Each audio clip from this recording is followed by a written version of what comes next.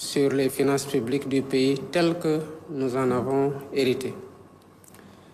Nous ne l'avons pas fait parce que nous voulions juste le faire. Nous l'avons fait parce que c'était une obligation légale.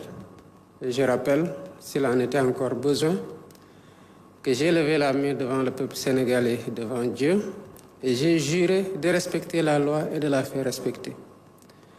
La loi qui date de 2012, qui porte le Code de transparence dans la gestion des finances publiques au Sénégal, qui est d'origine communautaire mais que nous avons internalisé, m'oblige, en tant que chef d'État nouvellement élu, de faire la situation des finances publiques, d'une part, ce qui a été fait par l'IGF, et de prendre le résultat et de le donner à la Cour des comptes en tant qu'organe indépendant vis-à-vis du gouvernement aux fins de certification.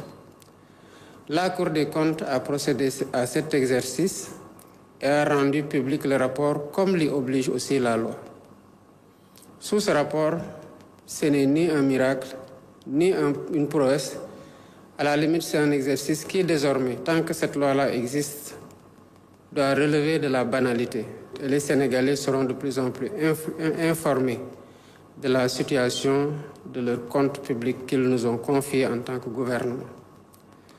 Par rapport maintenant à ce que cette audit a révélé aux yeux des observateurs qui nous ont suivis depuis au moins 2018, ils ont dû se rendre compte que depuis 2018, nous avions alerté sur la trajectoire que prenaient les finances publiques au Sénégal, notamment sur le plan du dépassement des ressources externes.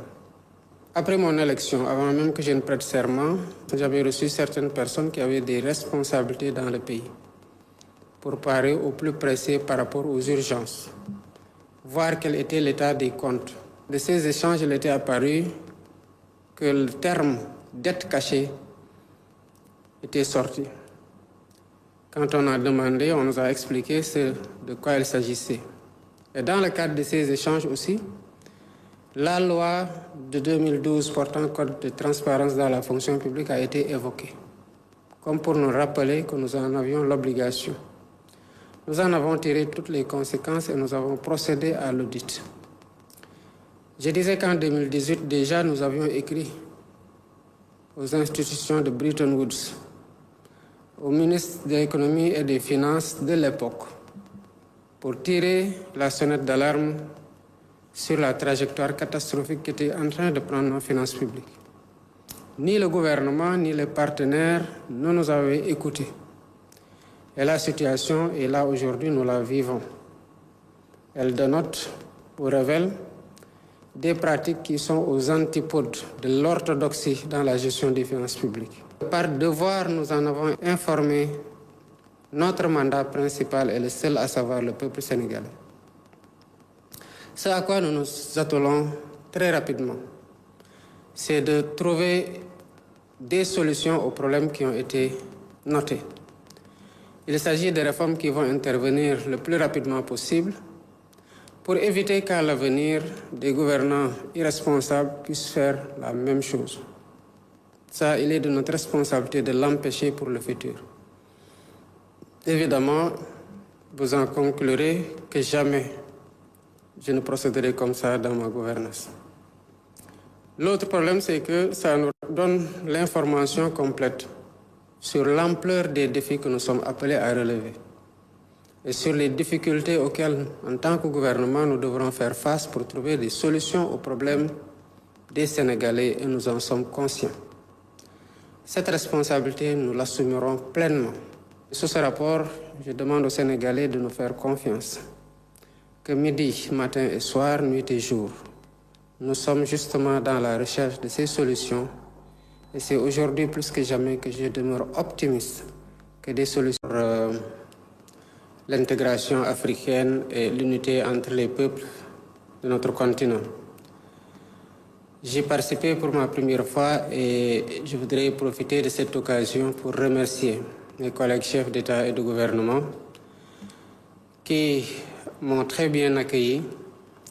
Et le thème qui a été débattu cette année, qui est relatif au retour et à la réparation dont doit profiter l'Afrique au regard de son histoire, entre bien évidemment en droite ligne de ce que nous avons fait l'année dernière au Sénégal, à savoir la commémoration du massacre de Thiaroye le 1er décembre 1944. Cela veut dire que le Sénégal inspire et cela veut dire que le Sénégal représente un phare sur le plan de la démocratie et du respect qu'il est donné par tous les peuples d'Afrique. Et cela a apparu dans les échanges entre mes collègues et moi et dans l'accueil dont j'ai pu profiter pendant mon séjour à Addis Abeba ainsi qu'à ma délégation.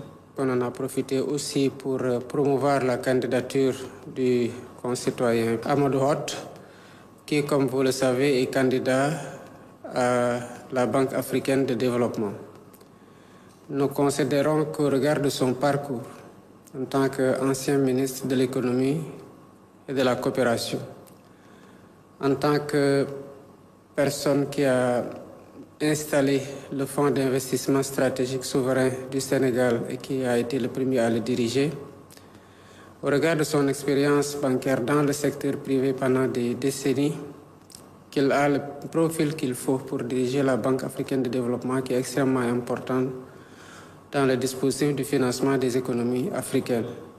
Et les échanges que j'ai eus avec beaucoup de chefs d'État consistaient à présenter officiellement la candidature du compatriote et à leur demander non seulement de la soutenir, mais de la plaider aussi au niveau de leurs homologues